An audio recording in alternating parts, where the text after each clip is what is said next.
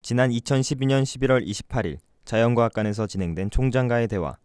학생들과의 대화가 진행되던 중 한 학생이 서울시립대학교 이건 총장에게 더 많은 공간의 필요성을 주장했습니다. 공간 하나만 마련해 주셨으면 합니다. 저희가 한번 회의하려면 여기저기 강의실 빌려야 되고요. 강의실 만약 빌려지지 않으면 그러니까 자과관 같은 곳에 앉아서 이렇게 해야 되거든요. 이 공간만 마련된다면 참 더 잘 해나갈 수 있을 것 같거든요. 저희는 열정은 있는데. 서울시립대학교의 공간 부족 문제는 비단 어제 오늘의 이야기가 아닙니다. 이와 관련하여 학우들의 의견을 들어보았습니다. 학우들이 생각하는 교내 생활 중 가장 불편한 점은 무엇일까?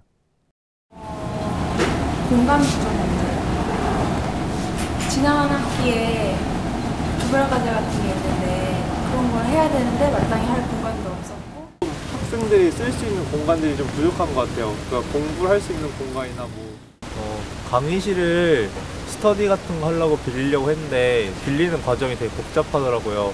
과사에도 가야 되고 또 학과에 또 공간 부족 문제를 항상 들고 있습니다. 그래서 그 세미나실이나 아니면 학생들이 스터디를 할 수 있는 공간, 그리고 이제 학생들이 과학생회 혹은 동아리들이 이제 실질적으로 활동할 수 있는 공간이 부족해서요. 아무래도 공간 부족 문제가 가장 심한 것 같습니다.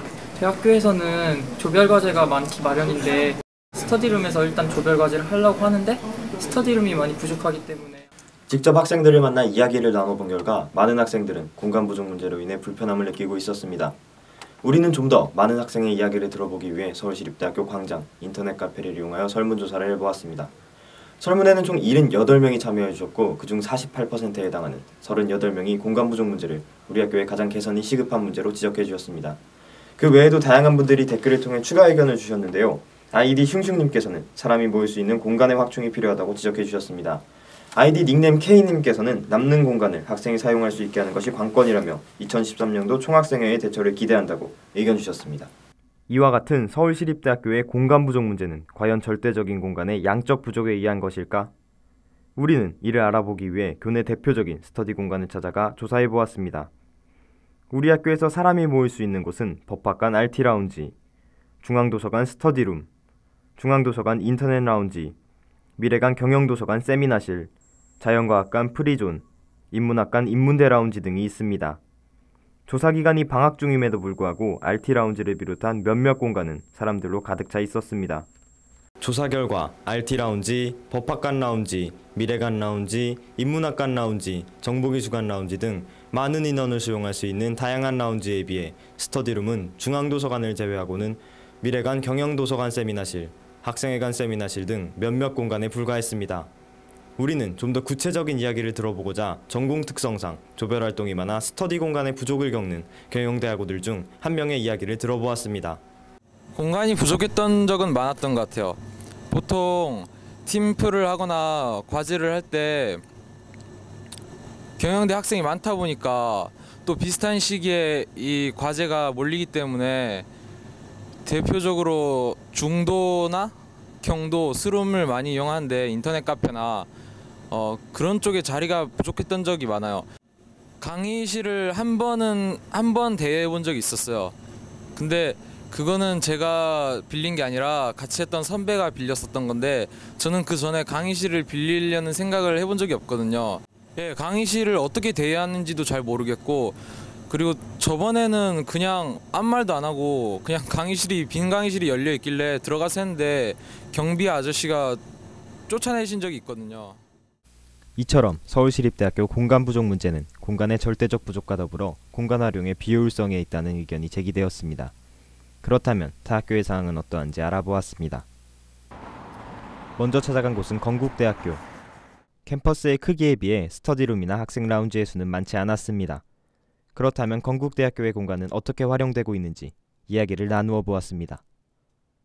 저희도 시험 기간이나 이럴 때는 공간이 많이 부족하고 그런 점이 없지 않아 있긴 하지만 그래도 저희는 일단 제가 전공이 디자인과니까 작업할 공간이 항상 필요하거든요. 근데 항상 강의실이 개방되어 있고 작업실도 거의 항상 열려 있어서.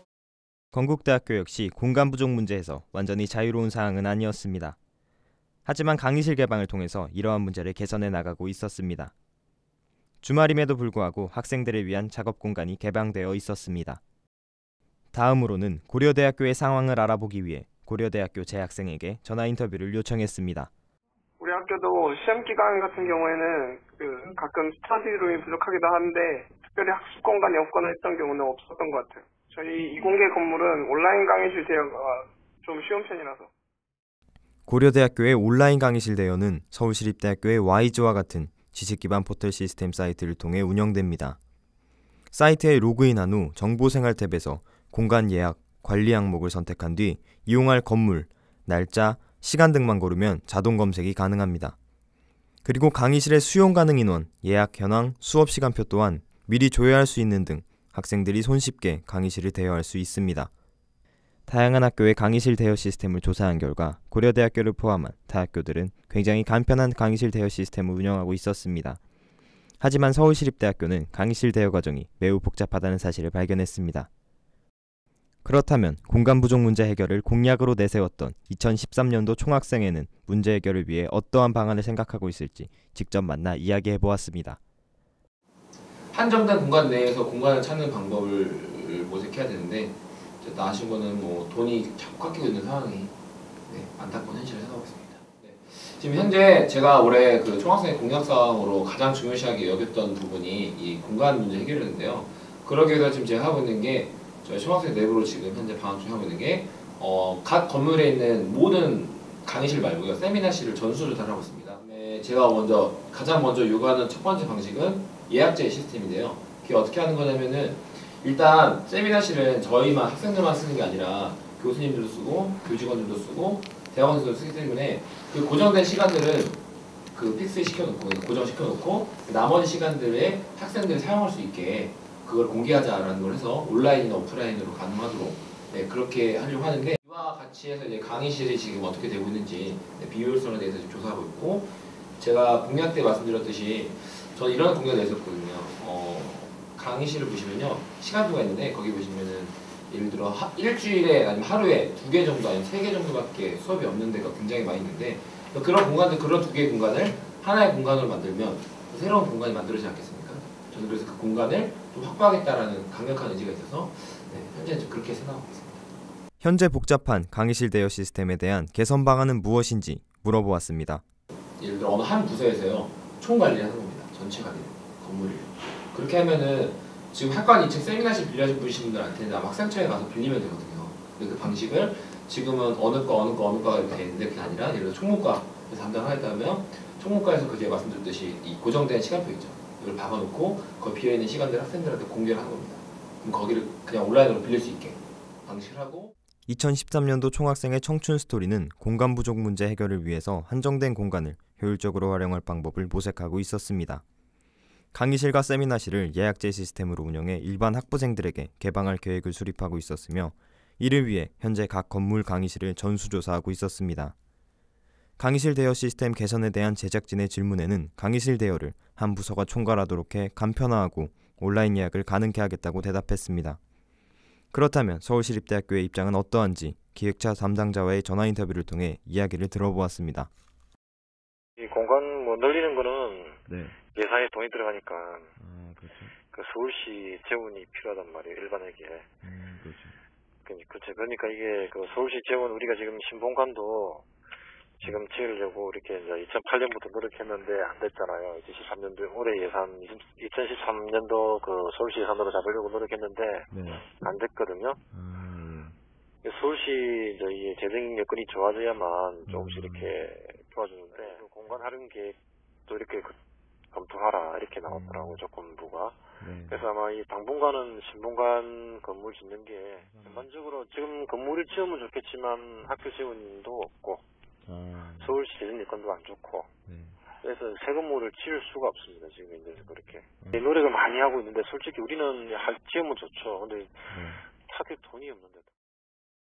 재정적인 문제로 인해 지금 당장 교내 공간의 확충은 힘들지만 학교 당국 또한 여러 방면으로 문제 해결을 위한 방안을 모색하고 있었습니다.